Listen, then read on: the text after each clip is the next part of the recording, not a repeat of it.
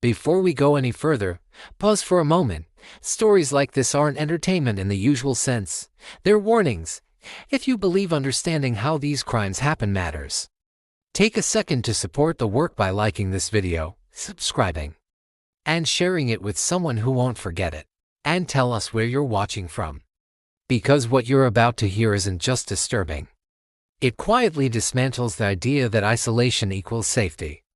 The body was discovered just after sunrise, behind an abandoned warehouse at the edge of town. No witnesses. No forced entry. No signs of panic. Whoever had been there knew exactly where to stand, how long to wait, and when to leave. Detectives noticed something unsettling almost immediately. The scene felt rehearsed, not rushed, not emotional, controlled. What made it worse was what wasn't there. No phone, no messages. No digital footprint leading to the moment, just silence, and in that silence, one impossible name began circulating among investigators. A man who, according to every rule of the justice system, shouldn't have been capable of touching this crime at all. He had been locked in a maximum security prison for years, solitary confinement. 23 hours a day alone, no phone calls, no internet, no physical contact, guards monitored. Every movement, letters were screened, conversations were logged. The system believed he had been neutralized. But neutralization assumes violence requires proximity, and that assumption would prove deadly.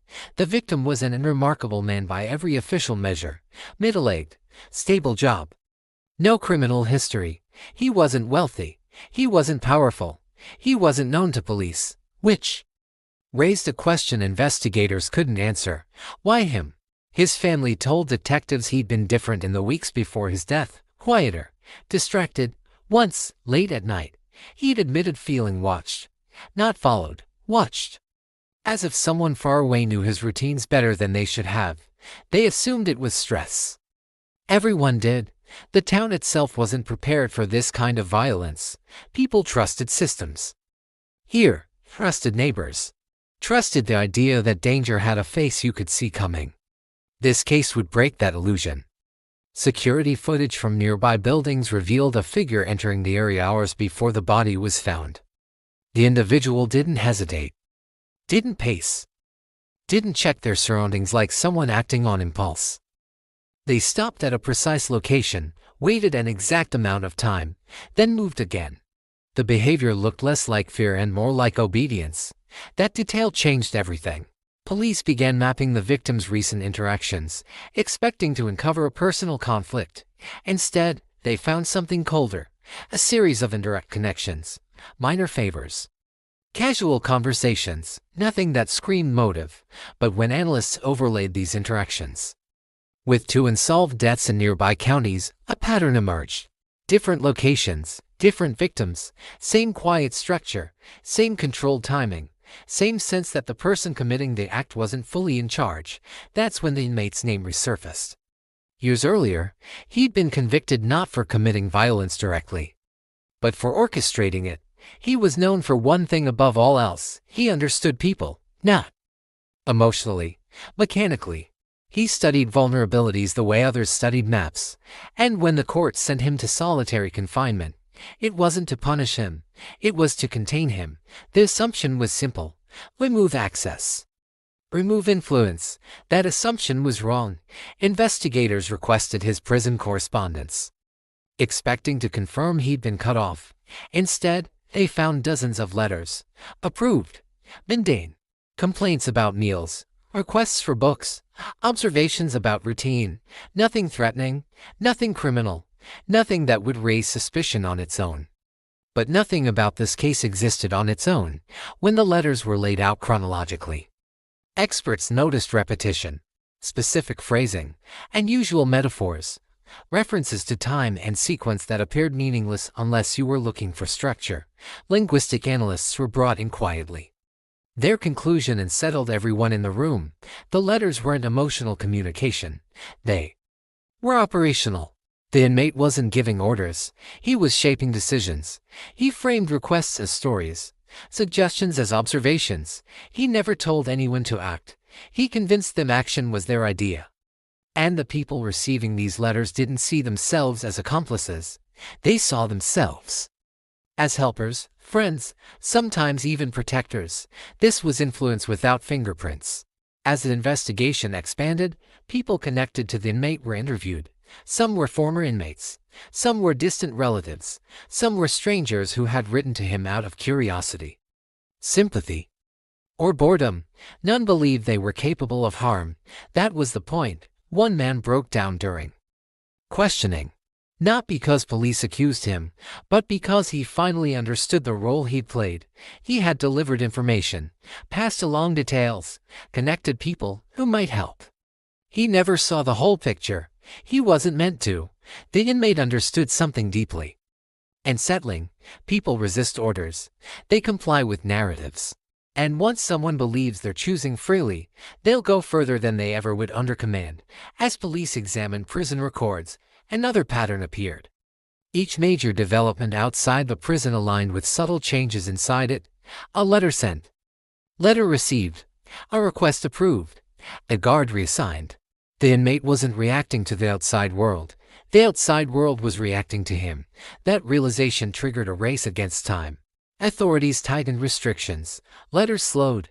Monitoring increased. But damage doesn't reverse just because communication stops. Momentum carries forward. And somewhere outside the prison walls, someone was still following instructions they didn't fully understand. When investigators confronted the inmate, he didn't panic. He didn't deny anything directly. He asked questions instead. How could he be responsible? He asked calmly, when he had no access to phones, no ability to meet anyone, no direct contact at all. The room went quiet, because the question wasn't rhetorical. It was the heart of the case. Prosecutors knew this trial wouldn't hinge on evidence people were used to seeing.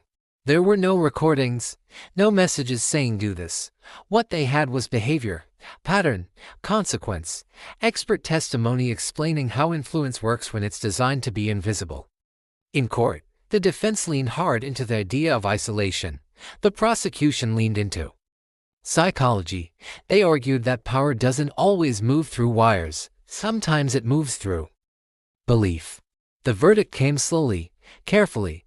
The inmate was found responsible for his role, but the sentence changed nothing about his daily life. He was already as isolated as the law allowed. The victory, if it could be called that, was symbolic. The real impact landed elsewhere.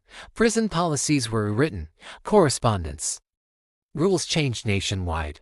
Investigators reopened cold cases where influence had been dismissed as coincidence. Training programs were updated to include psychological manipulation as a form of operational control. But for the families, none of that mattered. They lived with a new kind of fear, not of someone breaking in, not of someone calling, but of someone watching quietly from far away, someone who didn't need access to reach you, someone who only needed time. Experts still debate how many actions the inmate set in motion that were never traced back to him. How many decisions people made thinking they were acting freely. How many lives were altered by words that looked harmless on paper. He remains in prison today, monitored, studied, officially contained, but the case left behind a permanent scar on the system meant to stop him, because it exposed a truth no one wanted to face. Isolation doesn't guarantee silence. Control doesn't require proximity. And the most dangerous weapon in the justice system isn't violence, it's influence. Long after the trial, one investigator admitted something quietly. They never found proof that the inmate initiated every event connected to the deaths. What they found was worse. Proof that he didn't need to. The system believed it had locked him away from the world. The world proved it was still listening. And if you think this story is rare, it isn't. It's just one of the few we fully uncovered.